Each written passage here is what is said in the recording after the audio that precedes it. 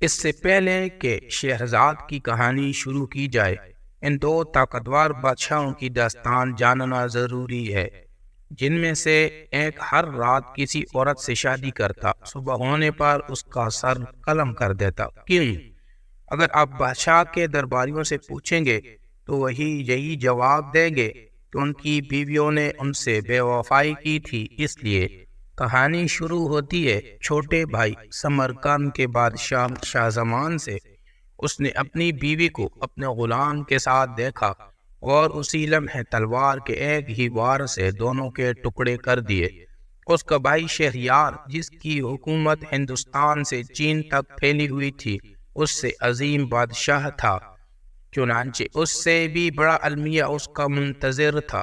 اس نے باغ میں اپنی ملکہ اور 10 غلاموں کے ساتھ مشغول دیکھا۔ صدمے سے بے حال ہو کر اس نے اپنا تخت و تاج چھوڑ دینے کا فیصلہ کیا اور اپنے بھائی کو بھی ایسا کرنے کے لیے آمادہ کیا۔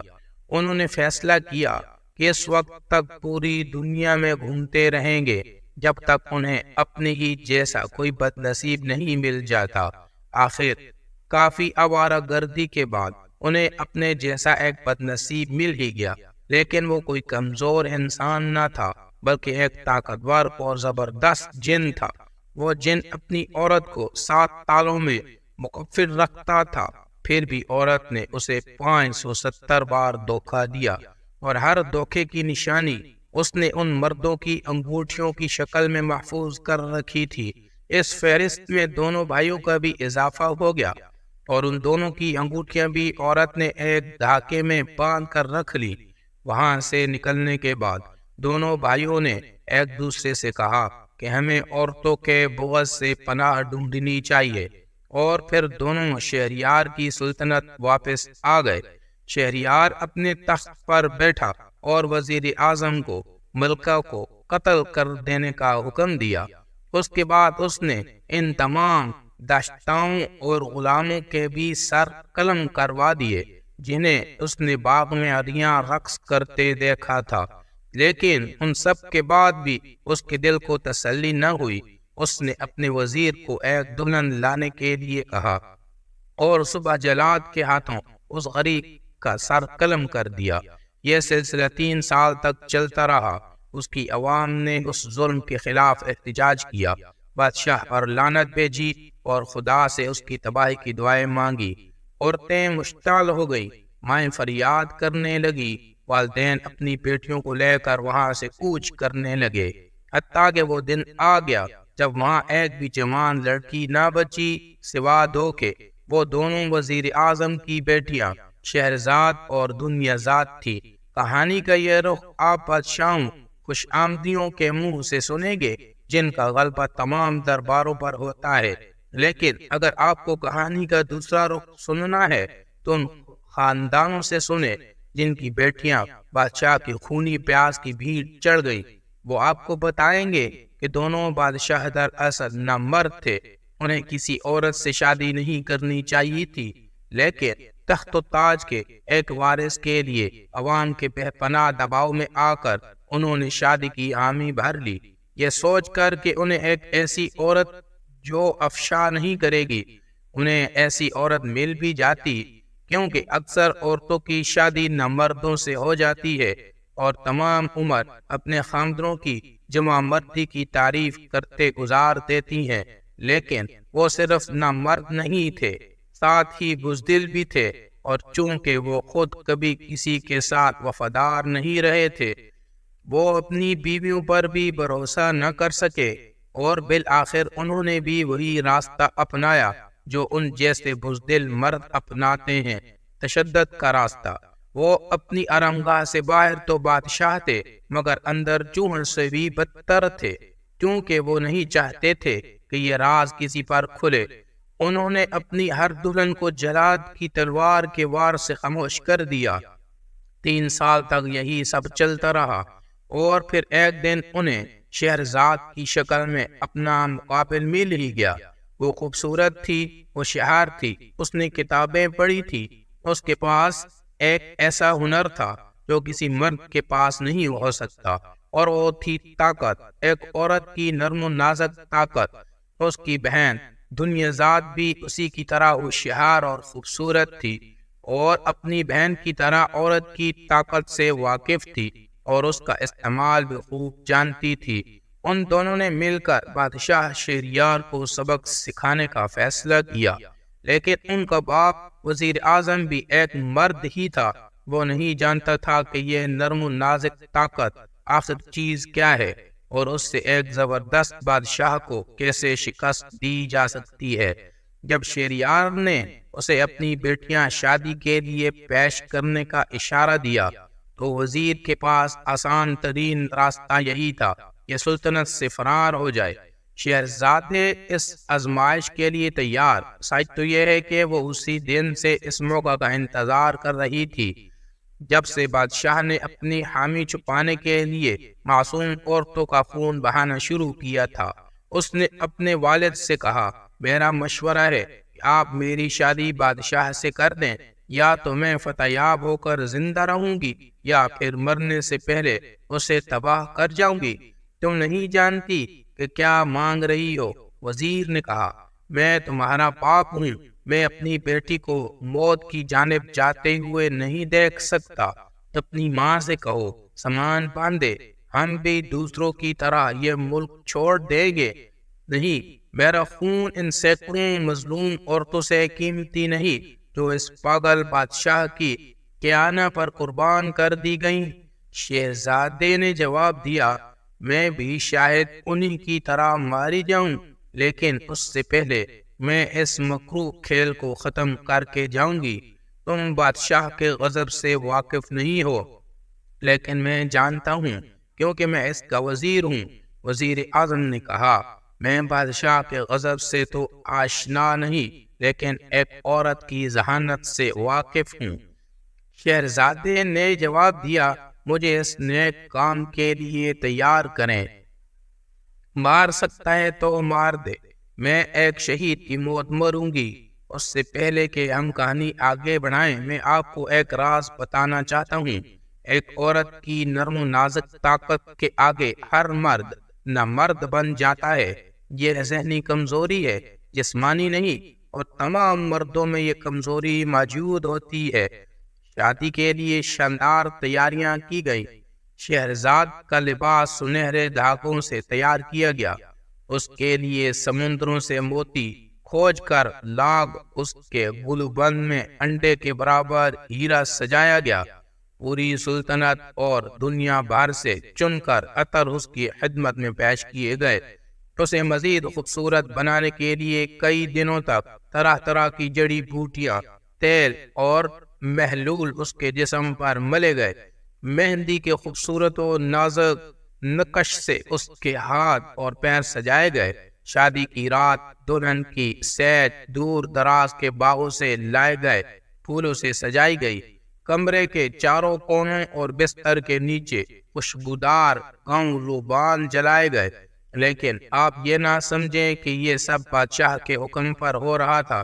وہ شادی کی رات سے زیادہ اس کے بعد آنے والی صبح کی تیاریوں میں دلچسپی رکھتا تھا۔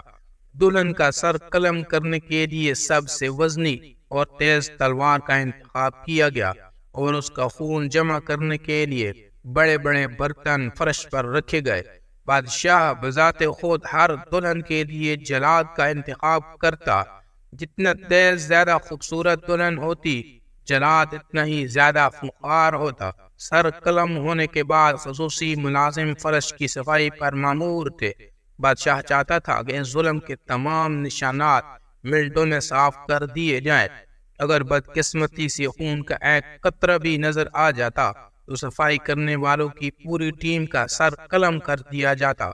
بادشاہ یہ چاہتا تھا کہ اس کی عوام صرف یہ یاد رکھے کہ کس طرح پہلی ملکہ نے بادشاہ کو دھوکہ دیا، کس طرح وہ بہت بادشاہ کی غیر موجودگی میں ایک غلام کے ساتھ ناجائز تعلقات رکھتی تھی۔ اس نے اپنے پاگل پن کو ایک احساس کا تاثر دینے کی کوشش کی۔ وہ چاہتا تھا لوگ یہ سمجھے کہ روزانہ ایک کنواری لڑکی سے شادی کر کے اور دوسری صبح اسے قتل کروا کر وہ ان سب کو ایک بہت ہی بڑی برائی سے بچا رہا ہے۔ وہ نہ صرف یہ چاہتا تھا کہ اس ظلم کے تمام نشانات مٹ جائیں، بلکہ اس نے یہ بھی یقینی بنا دیا کہ باہر کی دنیا کو محل کے اندر ہونے والے کارروائیوں کی بھنک بھی نہ پڑے۔ کس طرح دلہنوں کو آرام گاہ سے باہر گھسیٹ کر نکالا جاتا، کس طرح وہ اپنی زندگی بخشنے کے لیے گڑ گڑاتی ہی، کس طرح ذبح ہو جانے کے بعد بھی ان کے جسم زندگی کی طرف لوٹنے کے لیے دیر تک پھڑپھڑاتے رہتے ہیں، کس طرح اس پاس کی زمین اور بعض اوقات بادشاہ کا لباس بھی خون سے سرخ ہو جاتے ہیں۔ نہیں، وہ نہیں چاہتا تھا کہ یہ سب باہر کے لوگوں کو پتہ چلے۔ اس بھیانک کھیل میں ملوث پورے عملے کے کانوں میں اس نے پگھلا ہوا سیسا ڈلوا دیا تاکہ وہ ان مظلوم دلہنوں کی فریاد اور رونا پیٹنا نہ سن سکے، اور اگر ایسا ہو بھی جاتا تو وہ یہ سب کسی کو نہیں بتا سکتے تھے کیونکہ ان کی زبانیں کاٹ دی گئی تھی۔ یہ سب سننے کے بعد آپ یقیناً یہ سوچ ہوں گے کہ دلہن کے لیے یہ ساری تیاریاں شہرزاد کے باپ نے کی ہوں گی، آخر وہ وزیر اعظم تھا۔ جی نہیں، ان سب سے اس کا کچھ لینا دینا نہیں تھا۔ وہ ان سب میں ملوث نہیں ہونا چاہتا تھا کیونکہ وہ جانتا تھا کہ جو راستہ اس کی بیٹی نے چنا ہے وہ صرف اور صرف موت کی طرف لے جاتا ہے۔ وہ شادی کی سیج پر نہیں، قتل گاہ کی طرف جا رہی تھی، لیکن وہ اس معاملے میں مجبور تھا۔ وہ بادشاہ کے حکم پر سینکڑوں معصوم لڑکیاں اس قتل گاہ میں لایا جاتا، اور اب سوا اس کی 2 بیٹیوں شہرزاد اور دنیا زاد کے سلطنت میں کوئی اور کنواری لڑکی نہیں بچی تھی۔ سینکڑوں ماری گئی تھی اور ہزاروں اس ملک سے کوچ کر گئی تھی۔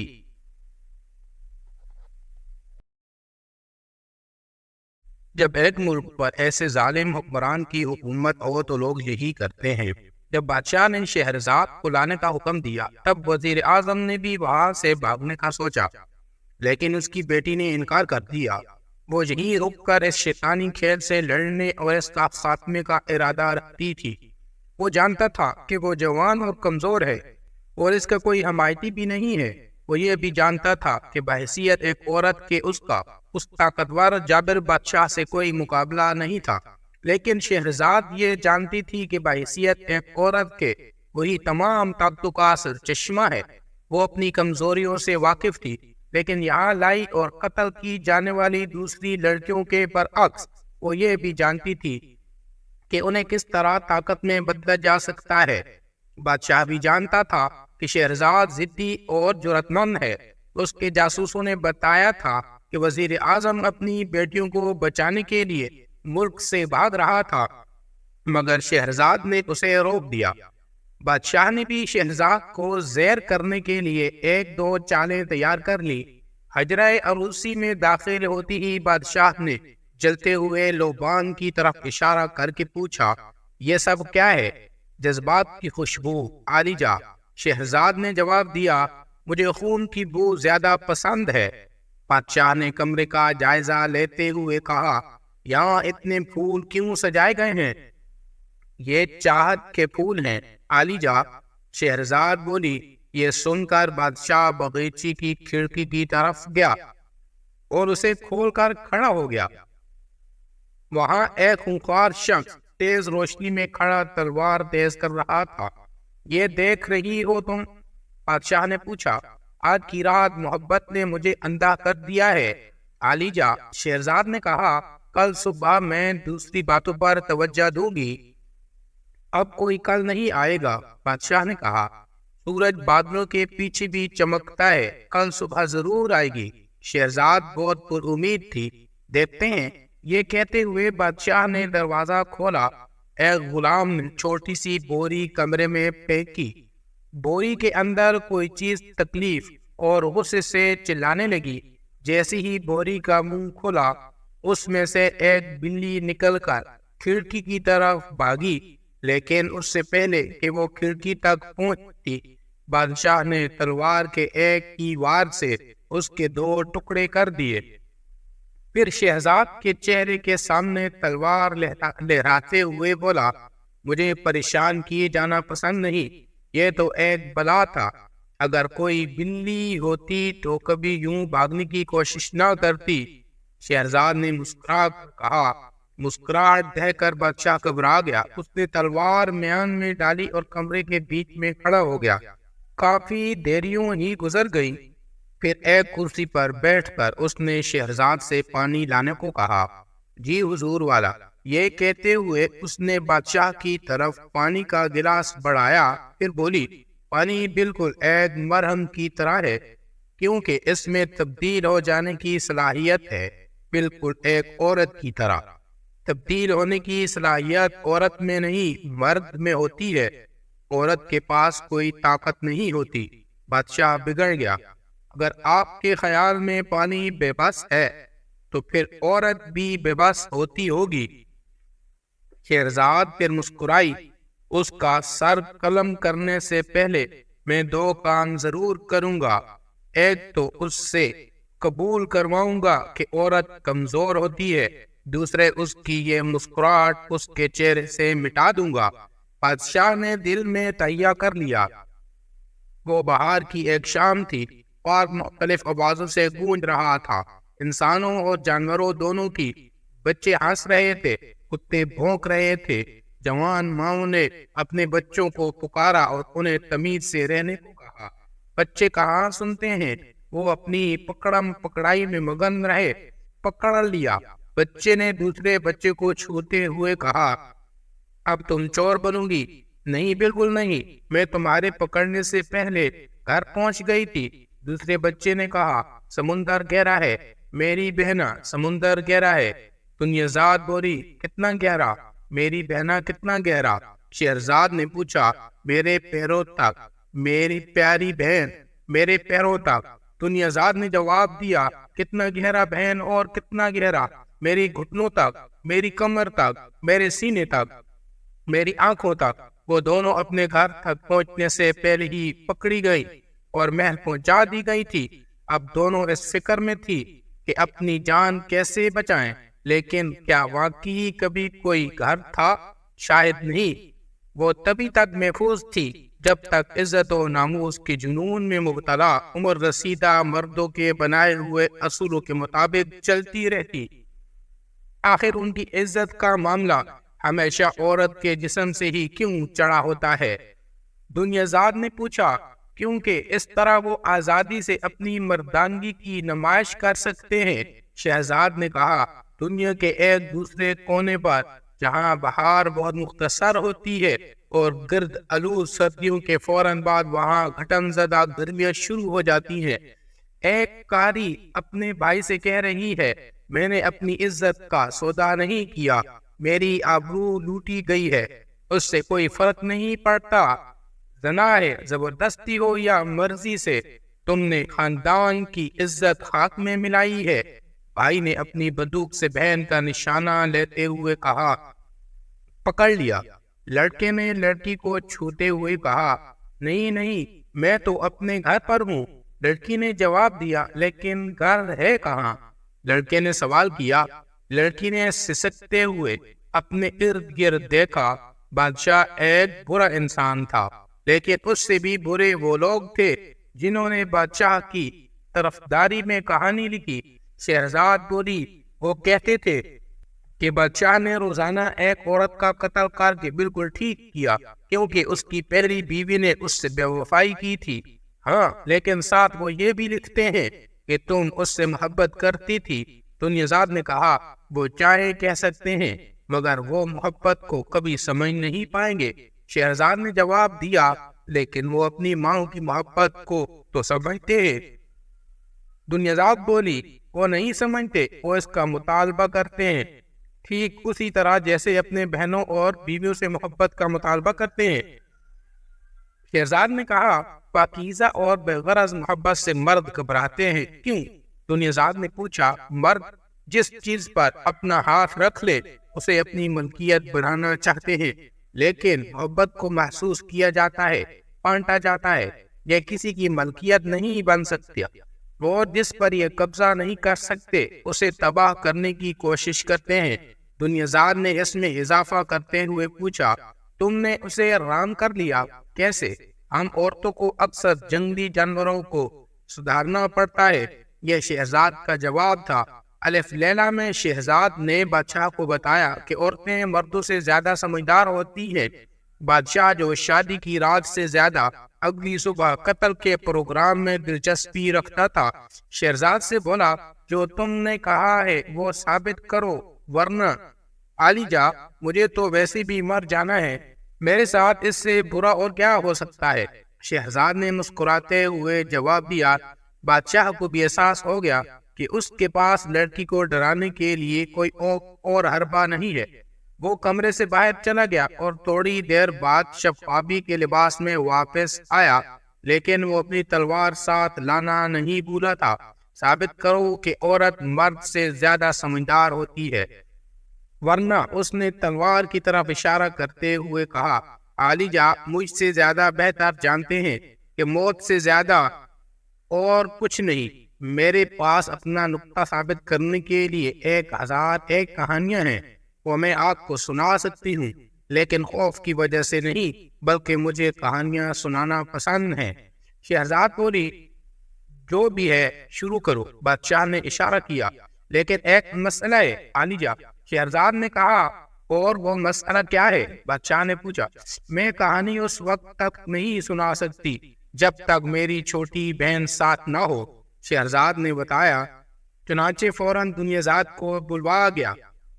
دنیازاد آئی اور اس نے ادب کے ساتھ فرشی سلام کیا، جیسے تمام مرد اور عورتوں کو کرنا ہوتا ہے، اور پھر بادشاہ کے قدموں میں بیٹھ گئی۔ بعض مردوں کو اچھا لگتا ہے جب عورتیں ان کے قدموں کے پاس بیٹھتی ہے۔ دنیازاد کے پاس بیٹھنے کے ساتھ ہی شہرزاد نے اپنی کہانی شروع کر دی۔ بغداد کے قریب ایک شہر کا سردار تاجر اپنے گھوڑے پر سوار ہو کر لوگوں سے وصولی کرنے نکلا۔ دوپہر کے وقت وہ ایک نہر کے کنارے رک گیا۔ گھوڑے کو درخت سے باندھ کر کھانا کھانے لگا۔ کھانا ختم کر کے اس نے کچھ کھجوریں نکالی اور انہیں بھی کھانے لگا۔ کھانے کے بعد اس نے بیج زور سے پھینکے کہ اچانک ایک بڑا سا خوفناک عفریت ہاتھ میں تلوار لیے نمودار ہوا۔ تم نے میرے بیٹے کی آنکھ پھوڑ دی، مرنے کے لیے تیار ہو جاؤ، عفریت نے للکارا۔ چونکہ شہرزاد دستان گوئی میں ماہر تھی، چنانچہ تاجر اور عفریت کی کہانی آگے 3 شیخوں تک چلی گئی، جن میں سے ایک کے پاس غزال تھا، دوسرے کے پاس 2 شکاری کتے اور تیسرے کے پاس ایک خچر تھا، اور ان سے آگے مچھیرے اور جنبی کی کہانی تک۔ بعد میں شہرزاد اگلی سردیوں کے لیے گرم شال بنتے بنتے روک گئی اور دنیازاد سے بولی، اندھیرا بڑھ رہا ہے، چلو گھر چلے۔ الف لیلا ہو یا اسکندر، یہ عورت آج بھی کہیں محفوظ نہیں ہے۔ وہ چھوٹی سی بچی جو سمجھ رہی تھی اس کے پاس گھر ہے، روتی ہوئی کار تک گئی جہاں اس کی ماں اس کا انتظار کر رہی تھی۔ قاری نے آخری بار اپنے بھائی کی طرف دیکھتے ہوئے خود سے سوال کیا، آخر اس کی عزت کی حفاظت کے لیے میرا مرنا کیوں ضروری ہے؟ بادشاہ نے شہرزاد کو ایک دن مزید زندہ رہنے دیا۔ شہرزاد جانتی تھی کہ اسے ایک وقت میں ایک ہی قدم اٹھانا ہے، اس لیے اسے فکر نہیں تھی۔